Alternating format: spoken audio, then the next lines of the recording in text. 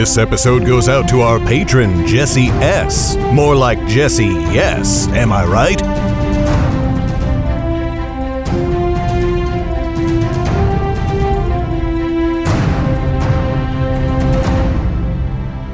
Hi there, Garrett Robinson here.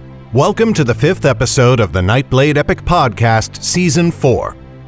Hey listener, so you might have noticed a little bit of a delay in new episodes. Sorry about that.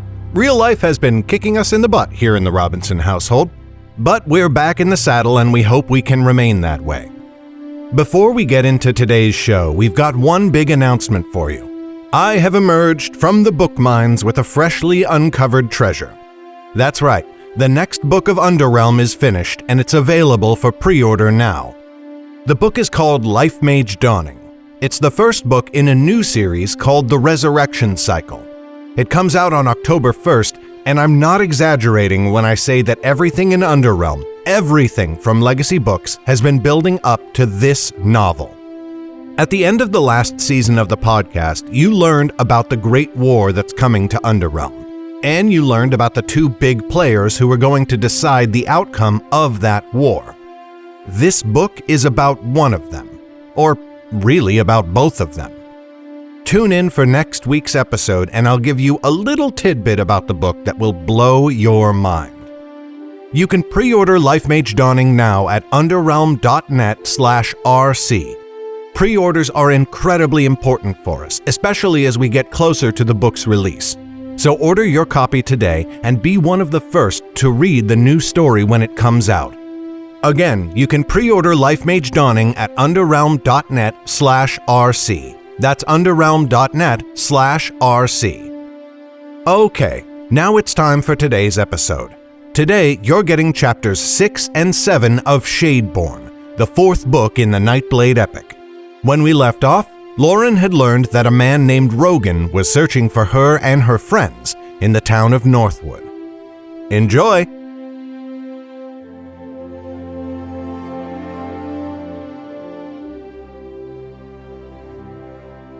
Shadeborn, Chapter 6. They set out into the streets, and though it was warm, Lauren quickly raised her hood to mask her face. Its shadow would hide her eyes, or at least so she hoped. Mag took them into the heart of the city. Northwood was no burg so great as Wellmont, or even Cabris, the first city Lauren had seen after leaving her forest home. Here there were hardly any buildings more than a single story. The city was wide rather than tall, sprawled across the land with its streets twisting haphazardly in upon each other. Yet with unerring certainty, Mag wove her way through them until it was all Lauren could do to keep up. "Len said he was last around here," said Mag, looking around in the lazy afternoon sun. "Stay close to the walls and find shadows to stand in if you can." Lauren needed no second urging, already doing all she could to avoid being seen. Yet it seemed she need not have worried, for though the streets were well peopled, not a single eye turned to her. Search as she might, she could see no sign of the man Len had described. They searched every street and alley they could find, but had no luck for a long while, until Lauren began to wonder if there was anything to worry about after all. "There," hissed Albern at last. He seized Lauren's arm and drew her against the wall of a smithy. Lauren ducked her head, then peeked out from under the very edge of her hood. She saw him at last. Len had spoken truly. This man Rogan felt dangerous, and though he wore no armor, his size protected him like a suit of plate. His arms were covered, yet under the sleeves she could still see his strength. Dark was his face, and he had scars across both eyes, though he had lost neither of them. Something about him seemed familiar. Lauren could not place the reason, and the more she searched for it, the more she grew afraid. She knew she had seen something like him before, not in Jordell, nor any of the other mystics she had met upon her road. Albern put words to her thoughts. "Do you see it? He moves like Triskin." Lauren thought her heart might stop. "We must leave. We should have fled the city last night. Why did I delay? We must leave." "Albern, what is it?" said Mag. Nothing, or at least no great matter if we leave at once, said Albern. His grip on Lauren's arm tightened and he very nearly hauled her down the street. Mag quickened her pace to match them. Lauren glanced back over her shoulder once as they fled, and in a frozen, terrible moment, her eyes locked with Rogan's. Then he was gone, buried in the crowds that filled the streets. "He saw me," she said, trying not to wail. "We were too far away," said Albern. "He could not have remarked upon you, not dressed like this. You are not the only girl in the 9 lands with green eyes." Yet he redoubled his pace. Now they were half running. "Is it them?" said Mag. "The ones you fought in the mountains?" "Mayhap." "We have no time," said Lauren. "I only hope the others have readied the horses." Albern looked quickly back over his shoulder. "Mayhap I should come with you." Lauren wanted to refuse. Albern had sought to part ways with them and return to his home in Strapa, far to the south. But now she welcomed the thought of his company, for Albern was as skilled at using a bow as he was at making one. Indecision kept her silent, and she could not sort through her thoughts for the fear that filled her heart. She saw Jordel's broken body on the valley floor. She saw Triskin's bloodied grin. The brute Triskin had commanded the fortress they found in the Great Rocks, the ones filled with shades that had inspired such fear in Jordel. Jordel, who had always been a solid rock for Lauren to lean on. Triskin had fought them in the mountain's caves, and there they had cut him down with arrows and with swords. And Triskin had risen again, mortal wounds stitching together before their terrified eyes, and they could do nothing but run. They had slain him at last, but in the slaying they had lost Jordel, the greatest among them. Mag's inn loomed above. Lauren ignored the back door and burst in through the front, running at once to the table where the others sat. Jem and Annis looked at her in surprise, but in Zane's eyes she saw a dark recognition. He knew something was amiss. "We are leaving," Lauren said. "Now, where is Chet?" "With the horses," said Annis. "What did you see in the—" "Now, Annis," snapped Lauren. "Go with Jem and fetch our things as quickly as your feet can carry you. Meet at the stables." Annis and Jem caught Lauren's panic like a fever and ran away upstairs. Zane tried quickly to rise, but stumbled and had to catch himself on the table. On thin and shaking legs he ran after Lauren as she made for the inn's back door. "A man in town searches for us," said Lauren before he could ask. "He is one of them, certainly. He holds himself as Triskin did." Already pale, Zane's skin turned elf white. "We are too long delayed.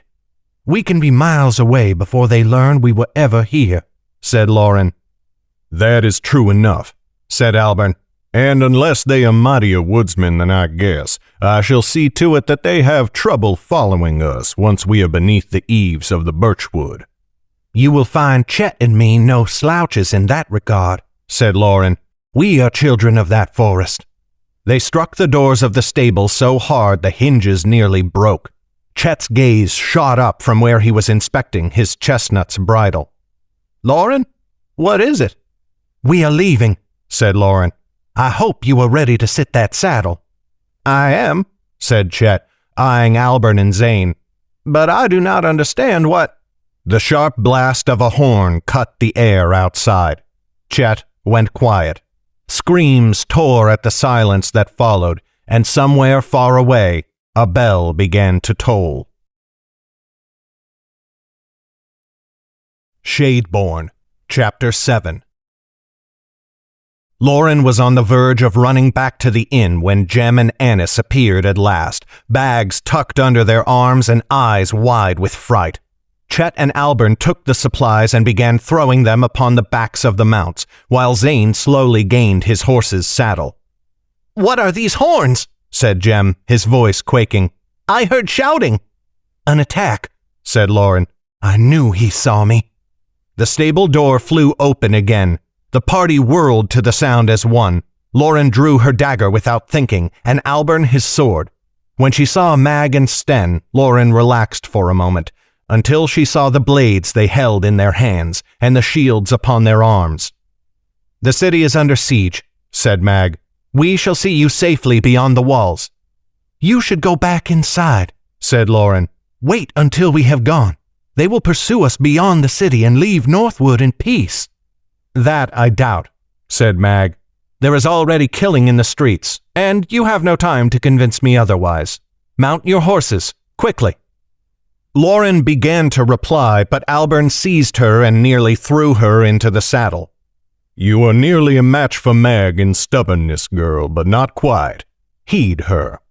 Lauren ground her teeth, but she stuck her boots through the stirrups.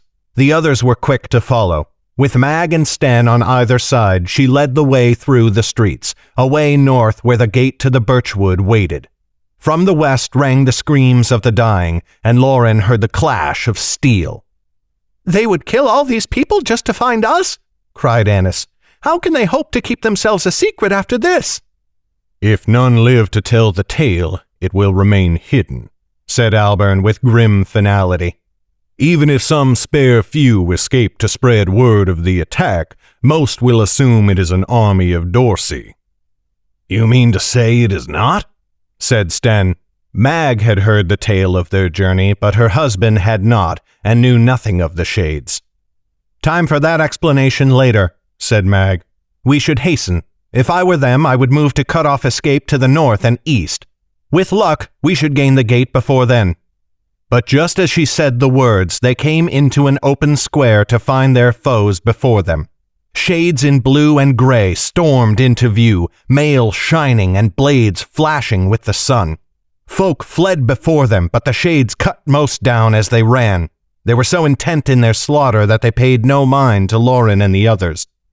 "This way!" cried Mag. She led them aside and down another street, away from the killing. Lauren caught sight of Chet's face as they rode on. It was white as a sheet, his teeth bared in a grimace of horror. She gripped his arm as they rode, and squeezed until he met her gaze. "Try not to look," she said. "Keep your eyes front and your mind on where you are going." He gave her a shaky nod. Beyond him, Lauren saw Jem and Annis. Their mouths were grim lines, and their shoulders were set. The rest of them had seen so much death that even this wanton slaughter did not make them despair. She was unsure whether that was a good thing or not. Mag took them through many twisting alleys, but the next time they came into the open, they happened upon more shades. Here some citizens of Northwood had taken up arms, shovels and pitchforks turned to makeshift weapons. But the shades were disciplined and fought in coordination. One or two had fallen in the fighting, but scores of their victims littered the ground. "No use. It will be a fight," said Mag. Her voice was a chilling monotone. It had turned flat and lifeless, a terrible sound from the woman who had been so warm to them, so motherly to the children. Lauren found herself shivering despite the afternoon's heat. Alburn drew an arrow from the quiver at his hip and turned to the rest of them. "Stay behind Mag and Sten. Stay your blades unless you have no other choice, for they will try to seize them and pull you down. Now, charge!" Then, for the first time, Lauren saw death made beautiful. Mag struck, filled with battle lust at the sight of her fellows killed in their own homes.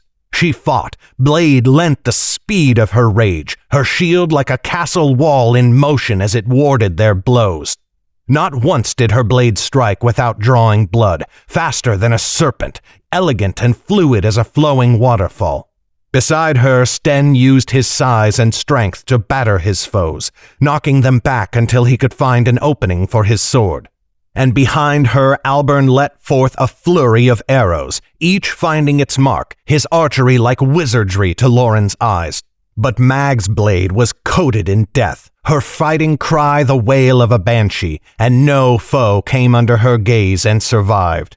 In twos and threes they fought her, but they could not pierce her guard, nor could they stay her blade once it swung towards them. The fight was over almost before Lauren knew it had begun. The shades who did not fall to their assault turned and fled through the streets, vanishing behind the buildings and into the alleys of the city. Mag turned to them. her face spattered with a mist of red. Lauren saw flecks of it on her bared teeth. "On," growled Mag. "Do not stop moving, not even for a moment." Wordlessly they followed. From the side, Lauren could see Albern's dark look, and Sten looked sadly at his wife as they pressed through the streets. But Mag had no eyes for them, only for the road ahead. Twice more they came upon shades in the streets, and twice more Mag drove them back with a furious charge. Sten could barely keep up. Indeed, even Albern's arrows seemed to strike a moment after Mag's lightning blows. Lauren and the others tried only to stay out of the way, quaking in their saddles as they watched Mag slice through the heart of her foes like a scythe. At last they came within sight of the city's north wall, but there they paused. More shades came marching in through the gate, in rank and file. It was an army of them, a far greater strength than they had seen even in the Great Rocks. "There are so many," breathed Lauren. "Surely not even Mag can defeat them all," said Jem. "Albern, what do we do?" Albern hesitated. Sten had stopped in his tracks, and even Mag paused, as though the sight of so many foes had at last broken through her killing rage. The moment's silence grew long. Lauren tugged on Midnight's reins and began to wheel around. "Come, mayhap they have not reached the eastern gate yet. We can try to—" "They will have reached it," said Mag. She spoke in a battle commander's bark, but still it held no fire, no anger, only emptiness. She turned to them, and Lauren saw none of the warmth she had grown used to in the woman's eyes. "Come now, little children. Do you fear so few of them? Come with me, and you shall reach the birchwood. I swear it." "Mag!" But Albern was too late. She ran straight into the heart of the shades, blade held aloft, glittering except where it was caked in gore. Sten came 2 steps behind, trying and failing to match her furious pace. Albern drew another arrow. His quiver was half empty. He turned to Lauren and Chet with a snarl.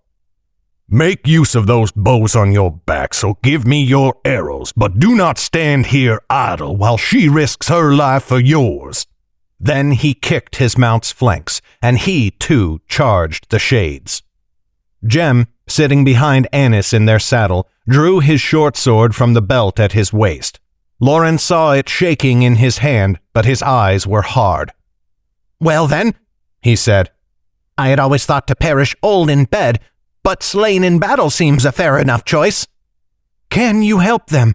said Lauren, turning to Zane. He was shaking in his saddle, his hands looking almost too frail even to hold the reins. She knew his answer before he spoke.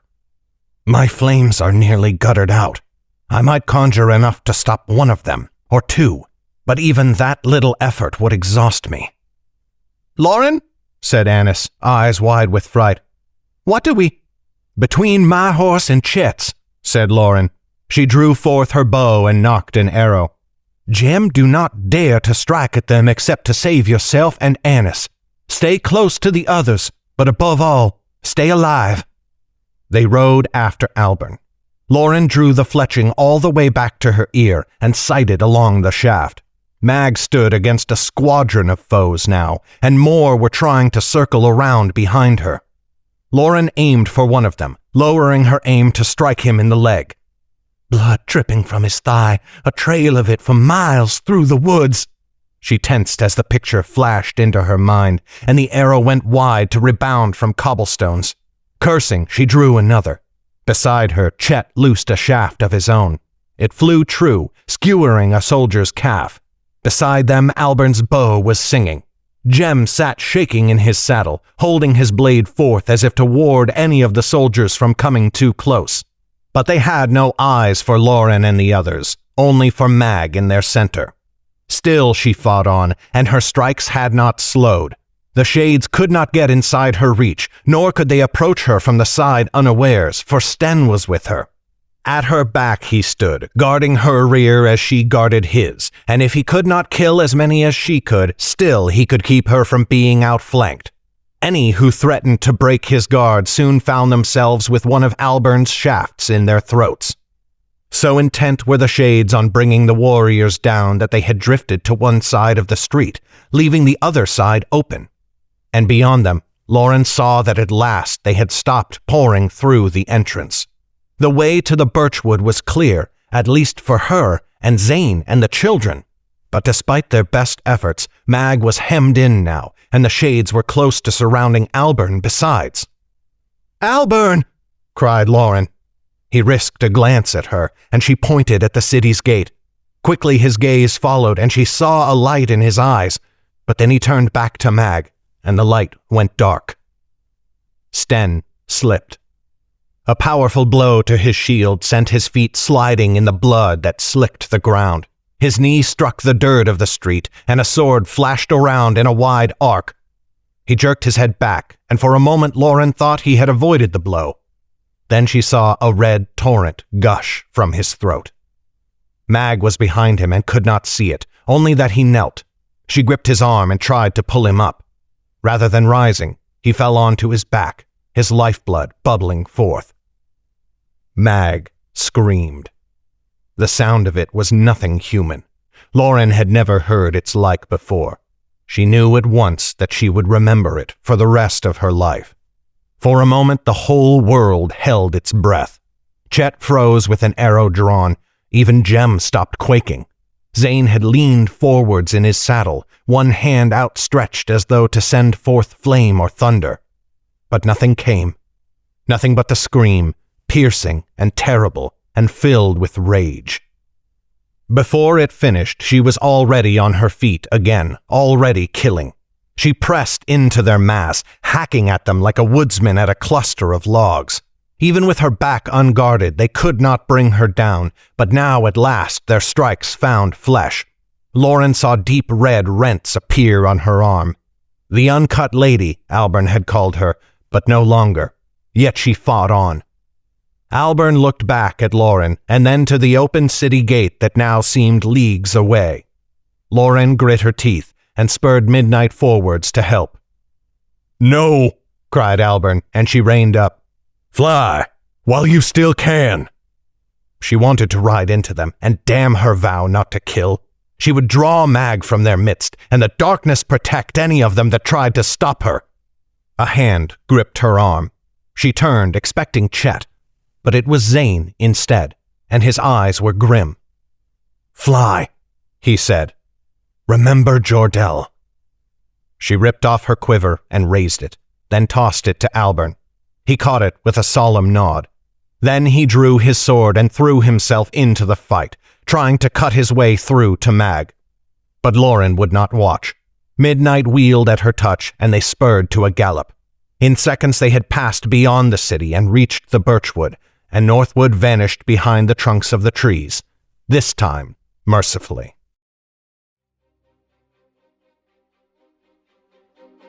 This has been a production of Legacy Books, written and narrated by Garrett Robinson. The music in this podcast was created by Will Musser. Check out his incredible work at willmusser.com.